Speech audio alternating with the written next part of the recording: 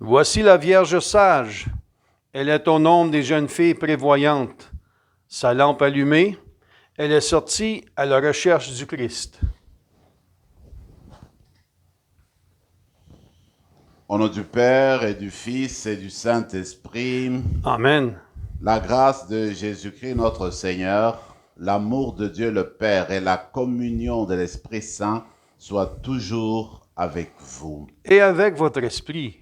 Aujourd'hui, c'est le 10 février, un vendredi. Voilà, nous célébrons la fête de Sainte Scolastique. Eh bien, Scolastique a vécu au 5e siècle. C'est la sœur de Saint Benoît, le fondateur de la vie monastique en Occident. Alors, sa sœur Scolastique a suivi les traces de son frère. Elle a fondé le premier monastère des femmes. Donc, elle est, on peut dire, la fondatrice des moniales bénédictines. Alors moi, je trouve que c'est une grande joie aujourd'hui de célébrer Sainte Scolastique en pensant à toutes les femmes qui sont entrées dans les monastères depuis le siècle de l'histoire, n'est-ce pas, et qui se sont données à Dieu. Alors on va demander à Scolastique la grâce de chercher Dieu en tout, de mettre Dieu en premier, de le mettre au centre de notre vie. Commençons par nous tourner justement vers ce Dieu miséricordieux, celui qui cherche toujours notre bonheur, et il commence à nous remplir de bonheur quand il nous pardonne de nos péchés. Je confesse à Dieu Tout-Puissant, je reconnais devant vous, frères et sœurs, que j'ai péché en pensée, en parole, par action et par omission. Oui, j'ai vraiment péché. C'est pourquoi je supplie la Vierge Marie, les anges et tous les saints, et vous aussi, mes frères et sœurs, de prier pour moi le Seigneur notre Dieu. Que Dieu Tout-Puissant nous fasse miséricorde, qu'il nous pardonne nos péchés et nous conduise à la vie éternelle. Amen. Seigneur, prends pitié. Seigneur, prends pitié. Ô Christ, prends pitié. Ô Christ, prends pitié. Seigneur, prends pitié. Seigneur, prends pitié. Prions le Seigneur.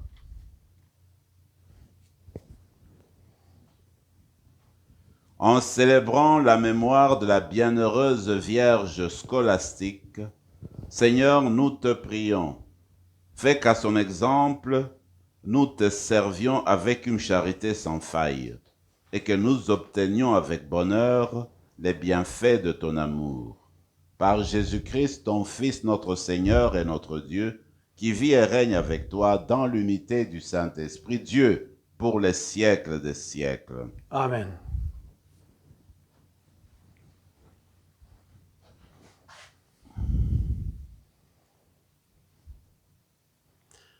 Du livre de la Genèse.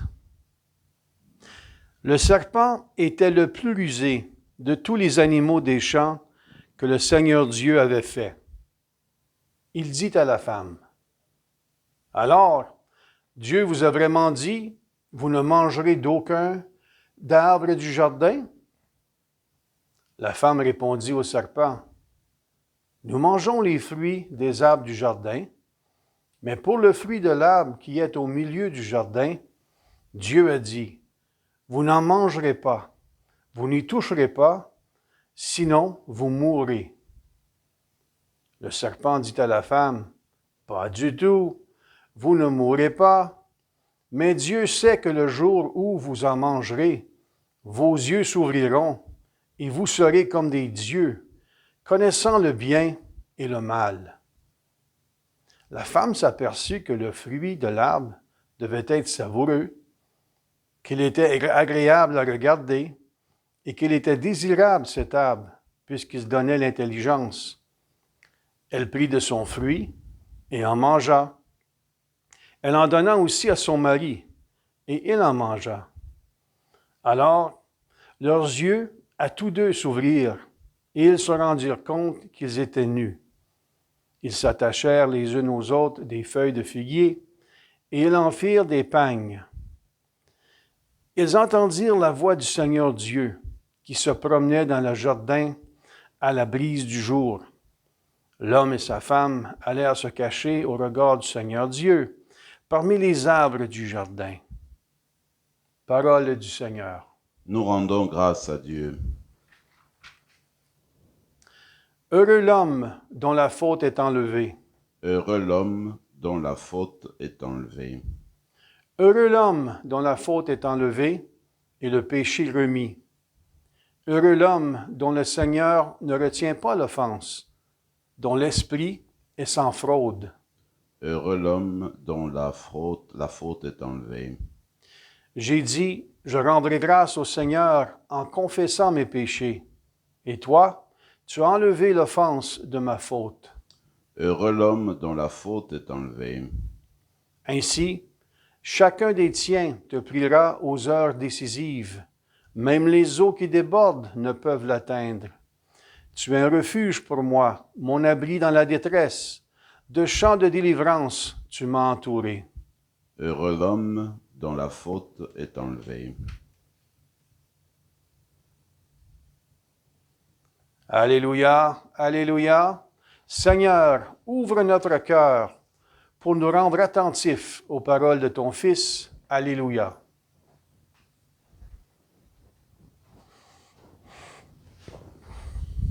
Le Seigneur soit avec vous. Et avec votre esprit. Évangile de Jésus-Christ selon saint Marc. Gloire à toi, Seigneur. En ce temps-là, Jésus quitta le territoire de Tyr. Passant par Sidon, il prit la direction de la mer de Galilée et allant en plein territoire de la Décapole. Des gens lui amènent un sourd qui avait aussi de la difficulté à parler et supplie Jésus de poser la main sur lui. Jésus l'emmena à l'écart, loin de la foule, lui mit les doigts dans les oreilles et avec sa salive lui toucha la langue.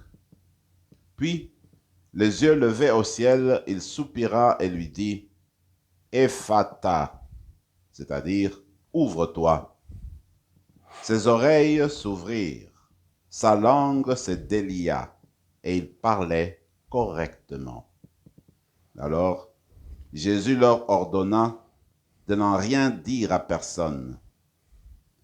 Mais plus il leur donnait cet ordre, plus ceux-ci le proclamaient. Extrêmement frappé, il disait, « Il a bien fait toutes choses. Il fait entendre les sourds et parlait les muets. » Acclamons la parole de Dieu. Louange à toi, Seigneur Jésus.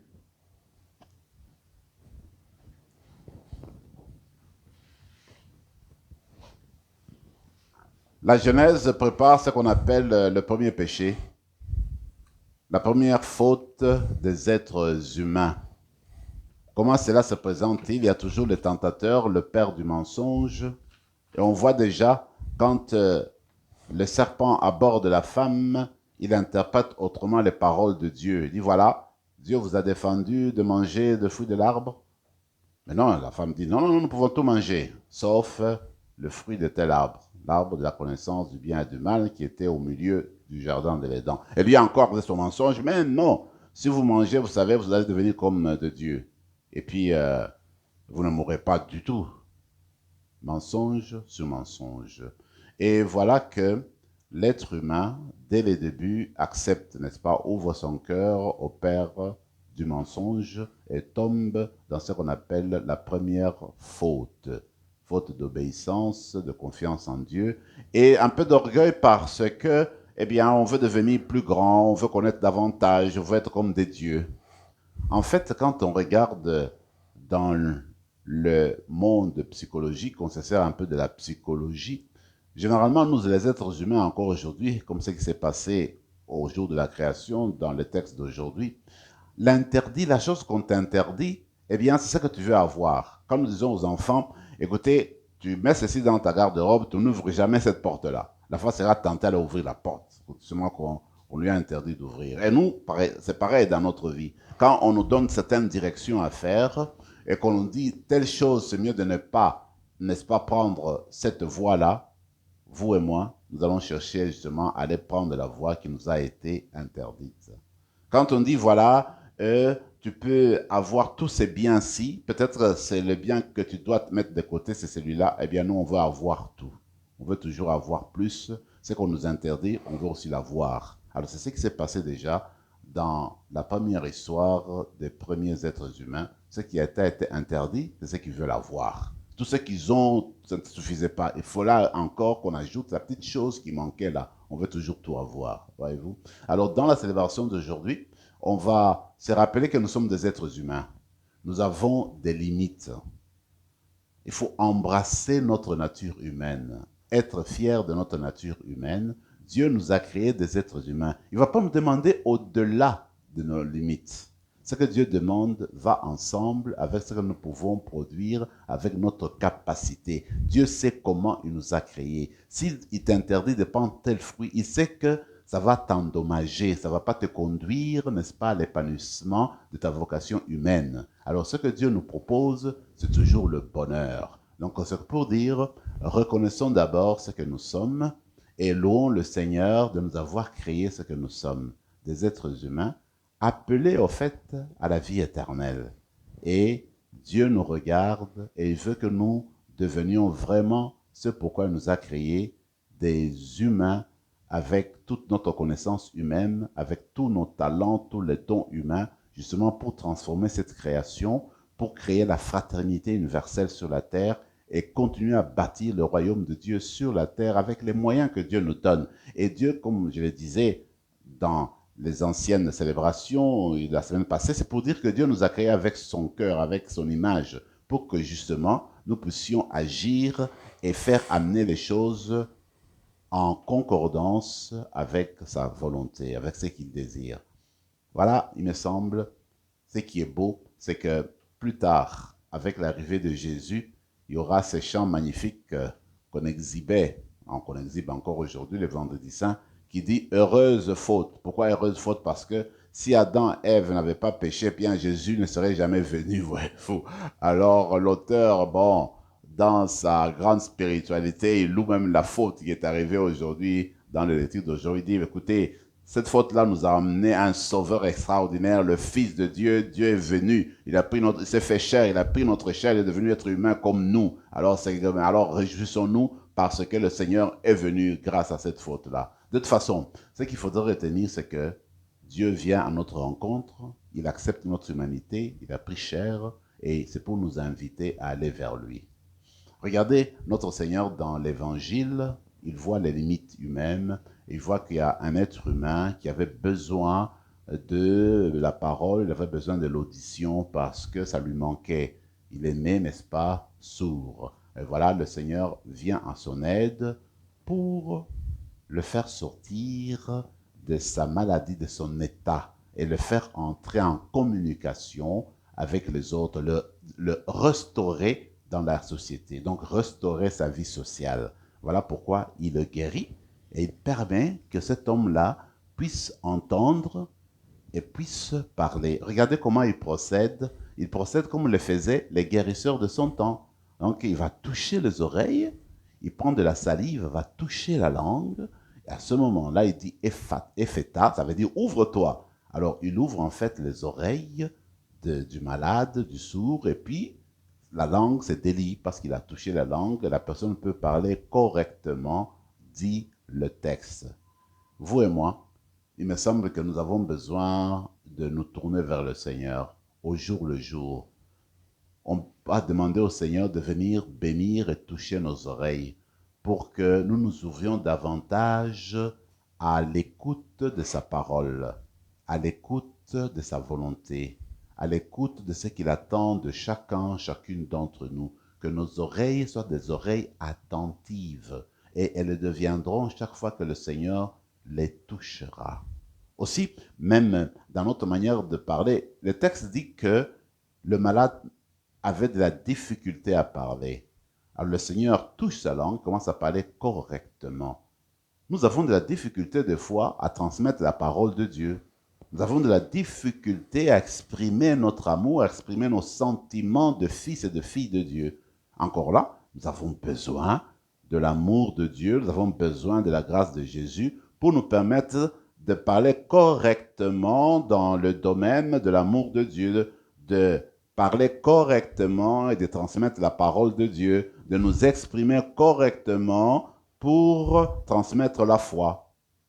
Vous vous rappelez, dans le temps, quand on baptisait les enfants, le prêtre baptisait les enfants, il y avait toujours cette cérémonie aussi où on touchait les oreilles, et puis on bénissait la langue, la bouche plutôt, et puis c'était dans le sens que, bien, ephata, que les oreilles de l'enfant s'ouvrent déjà pour écouter la parole de Dieu, que les lèvres de l'enfant qu'on bénissait bien, que la bouche, la langue se délient et que l'enfant déjà commence à avoir la possibilité, la capacité d'exprimer la parole de Dieu. Voyez-vous, des gens comme Sainte Scolastique ont été baptisés. Et Sainte Scolastique a entendu cet appel de Dieu dans son cœur pour commencer ce mouvement chez les femmes d'entrer dans le couvent, d'entrer plutôt au monastère, de devenir moniale dans l'esprit des bénédictins. C'est la première personne qui a fondé un monastère, qui a mis en application la règle de Saint Benoît. Alors, et c'est pratiquement le pendant des bénédictins, donc les hommes. Et on sait que son frère, c'était Saint Benoît, justement. Alors, moi, je trouve extraordinaire de voir que dans une même famille sortent deux saints formidables. Alors, tu as Saint Benoît qui a lancé le mouvement, n'est-ce pas, de monastère en Occident, et voilà sa sœur qui fait la même chose du côté des femmes. Alors, ça, moi, je trouve ça extraordinaire. Et les deux sont des saints. Alors, en fait, de Saint Benoît, nous avons connaissance de sa vie grâce au pape Saint Grégoire le Grand, qui était bénédictin aussi, hein, avant de devenir pape. Alors, Saint Grégoire le Grand, c'est lui qui a écrit la vie de Saint Benoît. Les choses que nous savons sur Saint Benoît nous sont venues pratiquement de Saint Grégoire le Grand. Alors, dans la vie de Saint Benoît, Saint Grégoire le Grand raconte un tout petit peu la relation de Saint Benoît avec sa sœur Scolastique. Alors, sa sœur avait fondé un monastère pas loin de celui de son frère. Et les deux se rencontraient une fois le mois, dit Saint Benoît. Alors, quand les deux se rencontraient, c'était pour évoquer les merveilles de Dieu, voir comment Dieu s'exprimait dans leur vie, voir comment Dieu était à l'œuvre dans leur monastère. Et Benoît, quand le moment était arrivé, lui se disait, non, c'est fini maintenant, on attend l'année prochaine, le temps est arrivé, il faut retourner au monastère, suivre les règles. Bon, c'est comme ça qu'il se faisait. Mais cette fois-là, dit Saint Grégoire le Grand, cette année-là, la sœur Scolastique voulait tellement parler. Benoît dit non, non, il est temps de retourner maintenant dans le couvent. Elle dit, mais non, on ne peut pas aller encore. Lui ne voulait pas. Alors, on raconte, c'est plutôt Saint Grégoire le Grand qui raconte que finalement Scolastique se tourne vers Dieu et dit, Seigneur, faites que mon frère reste avec moi. Du coup, un grand orage qui tombe. Alors Benoît est obligé de rester avec sa sœur, il ne pouvait pas rentrer au couvent, tu vois. Alors Benoît, pense à son couvent, il dit, mais il devrait retourner à la maison. Alors Scolastique lui dit, écoute, je t'ai demandé de rester, tu n'as pas voulu, alors j'ai demandé à Dieu. Ah, Dieu t'a permis de rester, tu vois. Donc, voyez-vous, Scolastique nous invite à nous tourner vers Dieu avec amour. Et on raconte ce qu'elle a gardé vraiment dans son cœur à elle, c'est l'amour. La règle, il faut la suivre, c'est vrai. Mais le dernier recours, c'est l'amour. Quand il y a des choses qu'on ne peut pas mettre en pratique avec la règle, eh bien, il faut se baser sur l'amour, il faut s'inspirer de l'amour pour bien mener la règle. Suivons cet exemple-là. Mettons l'amour comme fondation de tout, comme source de tout, comme source d'inspiration de tout ce que nous faisons, de tout ce que nous disons. Que l'Eucharistie d'aujourd'hui nous rapproche davantage du Seigneur, qu'à l'exemple de Sainte Scolastique à sa prière, eh bien, nous devenons des personnes qui mettent Dieu en premier, Dieu au centre, et qui mettent l'amour au cœur de tout. Amen. Amen.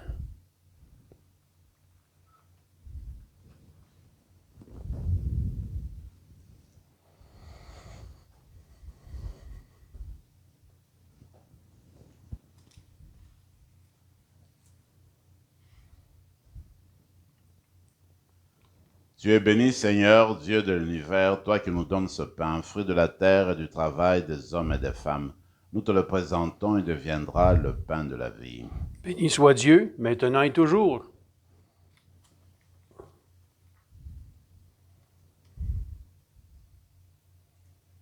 Comme cet eau se mêle au vin pour le sacrement de l'Alliance, puissions-nous être unis à la divinité de celui qui a pris notre humanité. Tu es béni, Seigneur, Dieu de l'univers, toi qui nous donnes ce vin, fruit de la vigne et du travail des hommes et des femmes. Nous te le présentons, il deviendra le vin du royaume éternel. Béni soit Dieu, maintenant et toujours. Humbles et pauvres, nous te supplions, Seigneur, écoute-nous et nous te sacrifions ce jour toute grâce devant toi. Lave-nous de nos fautes, Seigneur, purifie-nous de nos péchés. Prions ensemble, mes frères et mes sœurs, au moment d'offrir le sacrifice de toute l'Église. Pour la gloire de Dieu et le salut du monde. Nous proclamons tes merveilles accomplies en la bienheureuse Vierge, Sainte Scolastique, Seigneur, Dieu de majesté, et nous te supplions humblement, toi qui appréciais les mérites de sa vie, accepte l'hommage de notre service, par le Christ, notre Seigneur. Amen. Le Seigneur soit avec vous. Et avec votre esprit, Élevons notre cœur. nous le tournons vers le Seigneur. Rendons grâce au Seigneur notre Dieu. Cela est juste et bon. Vraiment, il est juste et bon, pour ta gloire et notre salut, de t'offrir notre action de grâce toujours et en tout lieu.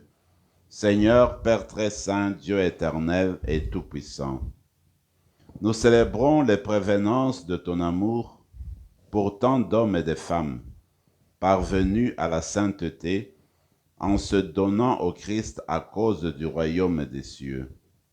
Par ces mystères d'alliance, tu veux que notre condition humaine retrouve sa splendeur première et que, dès ici-bas, nous ayons un avant-goût des biens que tu nous donneras dans le monde à venir. C'est pourquoi, avec les saints et tous les anges, nous te louons et sans fin nous proclamons.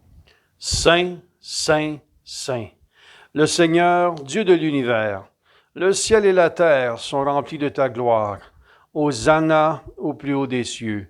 Béni soit celui qui vient au nom du Seigneur. Hosanna au plus haut des cieux. Tu es vraiment saint, Dieu de l'univers, et il est juste que toute la création proclame ta louange, car c'est toi qui donnes la vie. C'est toi qui sanctifies toutes choses par ton Fils Jésus-Christ notre Seigneur, avec la puissance de l'Esprit Saint. Et tu ne cesses de rassembler ton peuple, afin que du levant au couchant du soleil, une offrande pure soit présentée à ton nom.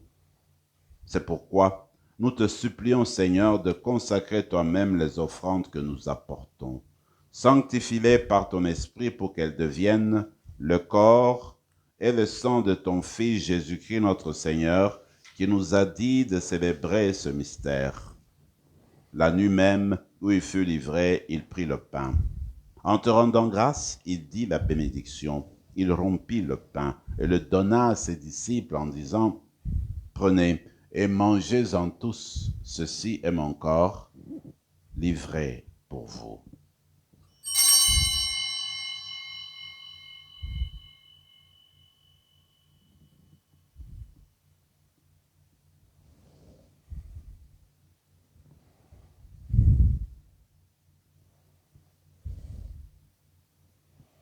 De même, après le repas, il prit la coupe. En te rendant grâce, il dit la bénédiction et donna la coupe à ses disciples en disant, « Prenez et buvez-en tous, car ceci est la coupe de mon sang, le sang de l'alliance nouvelle et éternelle, qui sera versé pour vous et pour la multitude en rémission des péchés. Vous ferez cela en mémoire de moi. »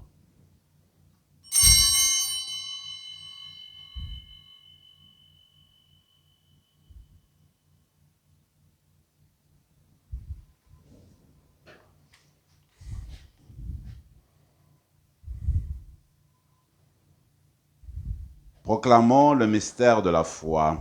Gloire à toi qui étais mort, gloire à toi qui es vivant, notre Sauveur et notre Dieu. Viens, Seigneur Jésus.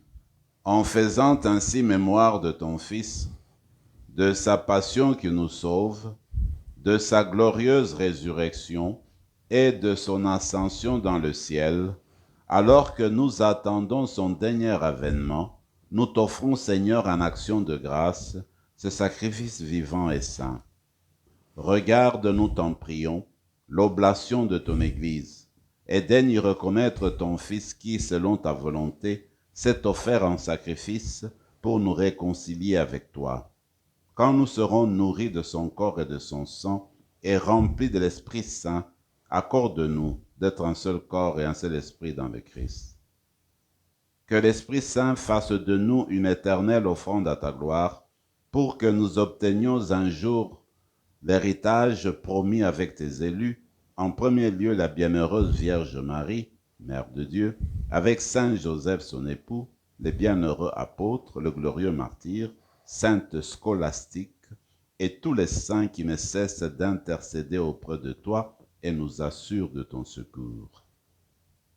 Et maintenant, nous te supplions, Seigneur, par le sacrifice qui nous réconcilie avec toi, étends au monde entier le salut et la paix.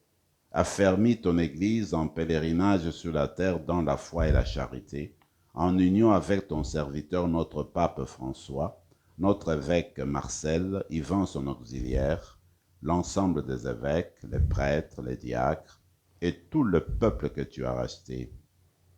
Écoute en ta bonté les prières de ta famille que tu as voulu rassembler devant toi. Dans ta miséricorde, ramène à toi, Père très aimant, tous tes enfants dispersés. Pour nos frères et sœurs de faim, et pour tous ceux qui ont quitté ce monde et trouvent grâce devant toi, nous te prions. En ta bienveillance, accueille-les dans ton royaume, où nous espérons être comblés de ta gloire, tous ensemble et pour l'éternité, par le Christ notre Seigneur, par qui tu donnes au monde toute grâce et tout bien. Par lui, avec lui et en lui, à toi, Dieu le Père Tout-Puissant, dans l'unité du Saint-Esprit, tout honneur et toute gloire pour les siècles des siècles. Amen. Unis dans le même esprit, nous pouvons dire avec confiance la prière que nous avons reçue du Sauveur. Notre Père qui es aux cieux, que ton nom soit sanctifié, que ton règne vienne, que ta volonté soit faite sur la terre comme au ciel. Donne-nous aujourd'hui notre pain de ce jour. Pardonne-nous nos offenses, comme nous pardonnons aussi à ceux qui nous ont offensés. Et ne nous laisse pas entrer en tentation, mais délivre-nous du mal. Délivre-nous de tout mal, Seigneur, et donne la paix à notre temps. Soutenus par ta miséricorde, nous serons libérés de tout péché, à l'abri de toute épreuve. Nous qui attendons que se réalise cette bienheureuse espérance, l'avènement de Jésus-Christ, notre Sauveur. Car c'est à toi qu'appartiennent le règne, la puissance et la gloire pour les siècles des siècles. Seigneur Jésus-Christ, tu as dit à tes apôtres, je vous laisse la paix, je vous donne ma paix. Ne regarde pas nos péchés, mais la foi de ton Église, pour que ta volonté s'accomplisse, donne-lui toujours cette paix, et conduis-la vers l'unité parfaite, toi qui vis et règnes pour les siècles des siècles. Amen. Que la paix du Seigneur soit toujours avec vous. Et avec votre esprit, Agneau de Dieu, qui enlève le péché du monde, prends pitié de nous. Agneau de Dieu, qui enlève le péché du monde, prends pitié de nous. Agneau de Dieu, qui enlève le péché du monde, donne-nous la paix. Seigneur Jésus-Christ, que cette communion à ton corps et à ton sang n'entraîne pour nous ni jugement ni condamnation, mais qu'elle soutienne notre esprit et notre corps et nous donne la guérison.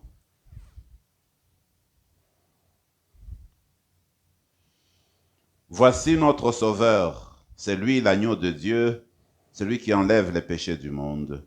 Heureux les invités au repas des noces de l'agneau. Seigneur, je ne suis pas digne de te recevoir, mais dis seulement une parole et je serai guéri. Que le corps et le sang du Christ nous gardent pour la vie éternelle. Amen.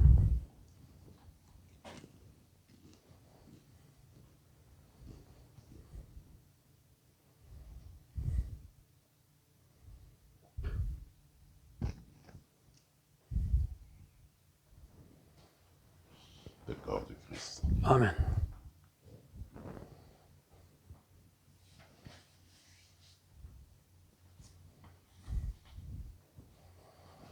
Prenons quelques moments de silence et de prière dans nos cœurs.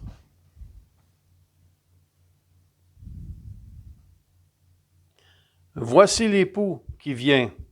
Sortez à la rencontre du Christ, le Seigneur. Prions encore le Seigneur. En participant au don que tu nous as fait, Seigneur notre Dieu, nous avons renouvelé nos forces et nous te supplions encore qu'à l'exemple de sainte Scolastique, portant dans notre corps la mort de Jésus, nous cherchions à nous attacher à toi seul, par le Christ notre Seigneur. Amen. Le Seigneur soit avec vous Et avec votre esprit. et que Dieu Tout-Puissant vous bénisse, le Père, le Fils et le Saint-Esprit. Amen. Allez dans la paix du Christ. Nous rendons grâce à Dieu.